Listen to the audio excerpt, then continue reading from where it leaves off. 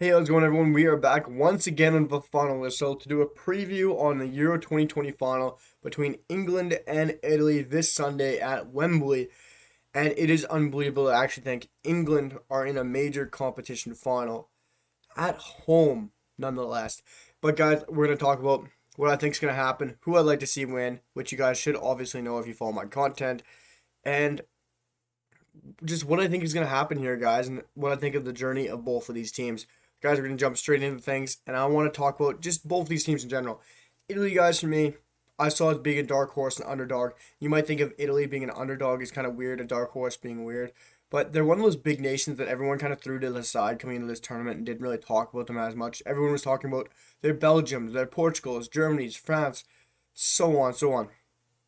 Everyone was leaving out Italy, and I love what Roberto Mancini did with this team. Mancini, I think he's a brilliant manager. I think he's fantastic, and you've seen it at the Euros this so far. And what he's done, the camaraderie, the brotherhood, the chemistry he's got with this team is we always talked about that with France, but you look at this Italy side, what he's done has been unbelievable, nothing short of unbelievable and perfect.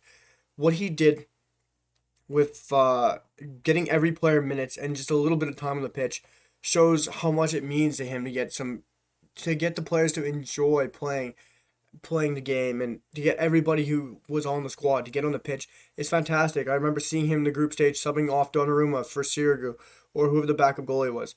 I can't remember, the name escapes me at the moment, but it was just fantastic to see him doing that because I remember them saying that he was disappointed that he never got to play in home soil, and it was one of his biggest regrets when he was back in his playing career. And he didn't want to let any of those other players feel the same way. So he let everybody play in Rome, and it was tremendous to see. I loved how he coached that team and how he's managed his team throughout the tournament. The rotation, like I've said, when he played Wales there, he played a reserve side. He played everybody and got everyone minutes, and he showed respect around the dressing room, which is fantastic. And just the rotation has been brilliant because, as we've seen throughout the tournament, lots of games gone into extra time. Teams have been tired out, drained, and Roberto Mancini has been able to rotate so much and use all of his players because it's such a quality side. But some teams don't rotate as much as he does, and it's great to see what he's done. I'm going to the flip side here and look at England, guys. If you look at England, Gareth Southgate does the exact same thing. He's rotated. He uses his subs constantly, and him and Mancini, for me, were alike in that sort of situation. They're constantly rotating. They're constantly using their subs. They know they have the quality on the bench, quality on the reserves. The players that don't even make the subs are ridiculous for both these nations. And it's just fantastic to see that both these managers are getting the best out of their squads. And I want to go to Gareth Southgate quickly. You look at what he's done with this England team. Like I say, you talk about that brotherhood, that chemistry. They're so tight, that those two teams. And England has done, for me, this is the best England side I've seen in years. And there's no rivalry. There's no hatred. You usually see that Man City United, Liverpool United, Tottenham Chelsea, Arsenal Chelsea, all those rivalries. You've seen it in past of the golden eras of the English teams. And this England team, Southgate's just absolutely brainwashed all these guys. And they're like brothers. They're like family. And it's fantastic to see that he's done that with that squad. I want to talk about their journey. For me, guys, England have been phenomenal. You may question how they've played in games, how they set up, if they've been too negative, pessimistic, and how they should have been more attacking, positive minded. Yes, I would have liked to see that too. That's how I would imagine them. But you can't criticize Southgate for how he's played. You can say he could have played a different style. Yes, he could have. But this style has gotten England and it's gotten us to a European final competition, which we haven't done in 56 years. And hats off to Southgate. I'll be the first to say it, hands up. I am not the biggest fan of Southgate. I never was. I never thought he would get England to a final, let alone Euro 2020. I thought maybe a couple years in the future, maybe the World Cup. But what he's done has been outstanding. To get us to a final, I'll hold my hands up and say I didn't think he would do it. And good for him. I'm very proud and can't believe he's actually done this playing the style he has. You could say you're not scoring enough goals, you're not getting it done.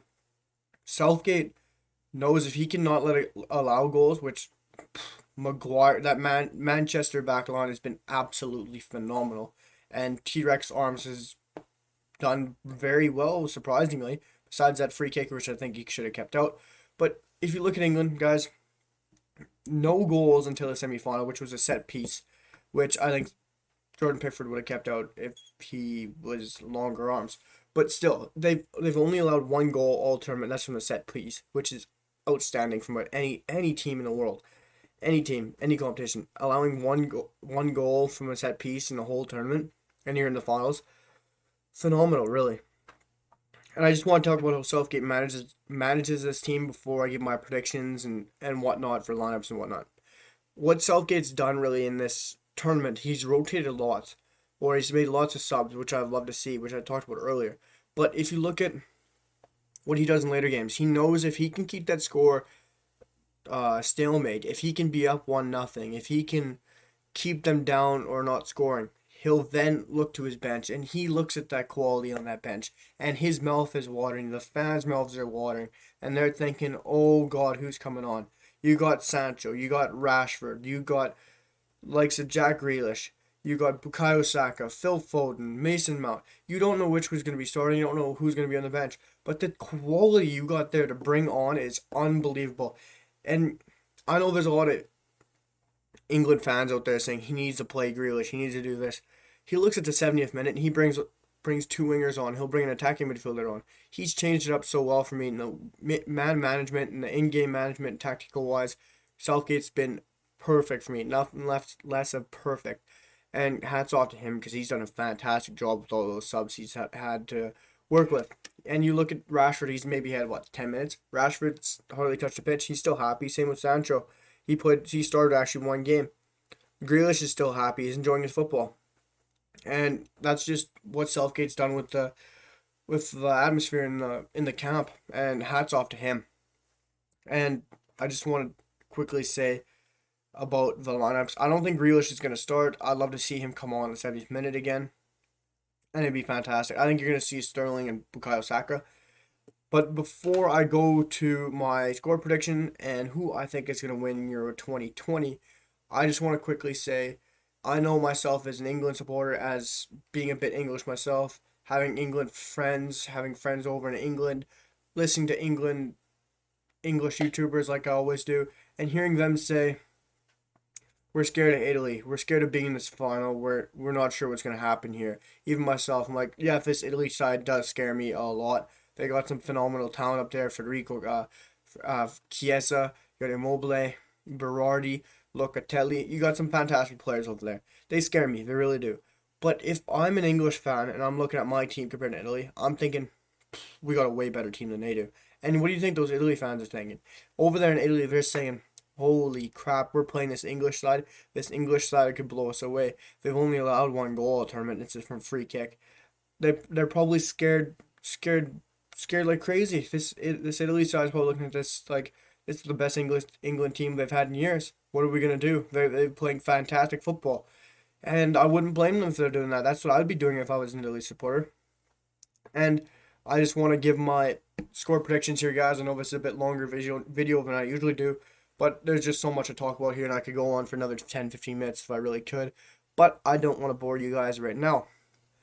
I'll do that after we win the final. That's why I'm going to say England win 2-0 against Italy, and it's going to be in regular time, obviously. The reason I think England are going to win by 2 goals is because you look at, for me, I'm basing it off Serie A Premier League. The Premier League style seems to always beat the Serie A style.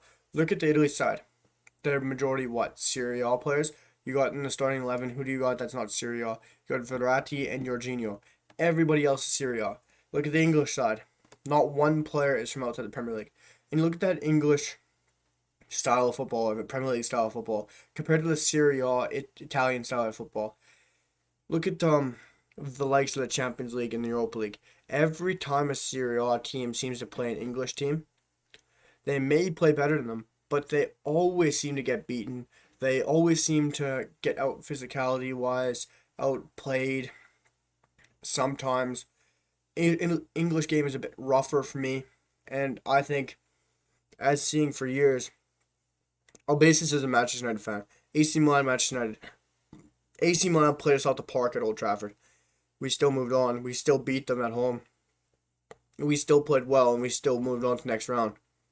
You looked at many other examples throughout the tournaments and whatnot, and England and Premier League players still managed to always seem to beat Serie A clubs. That might be a relevant point, but for me, guys, that's a huge point. And I just think this England team is a lot more quality. I think Southgate's managed his team perfectly. I think he has a lot more options on the bench if it goes later into the game. I think he's deadlier options on the bench, as we saw last game for Italy and Spain. Mancini looked clueless coming into extra time. The subs didn't look that great for me. Southgate going to extra time against mind went blank there, against Denmark. Brilliant subs for me. I think he did a fantastic job. And I think the quality of the English bench is way better than the quality of the Italian bench. I think the English starting lineup better than Italian. The only thing that scares me for Italy is that back two pairing of Chiellini and obviously Bonucci with Donnarumma behind them. And really, I'm not even as scared as I was when Spinazzola was still there, because Spinazzola would be an absolute nightmare for Kyle Walker on the left-hand side. But I think Bukayo Saka would have been able to track back and help him out with Spinazzola if Spinazzola was healthy. But guys, do I think it's coming home? I'll have to say it's coming home, guys. I think I am going to stick with 2-0. I am going to say it's coming home. I will be watching this game with my fingers over my eyes, scared like crazy. If England pull this out of the bag, we all know it's going to be a bank holiday for everyone in England. I'm gonna be drinking. I'm gonna be drunk probably. FaceTime my friend from England, but guys, I think England's gonna pull this out. I sure as heck hope so, or else it's gonna be a long day at work on Monday. I can guarantee you that. But guys, for now, I'm gonna say England win 2-0. They beat Italy and win Euro 2020 final, and that is my final prediction for the preview, guys. I will see you after the game probably, or I might have another couple videos out coming right after this. But for now, guys. Peace.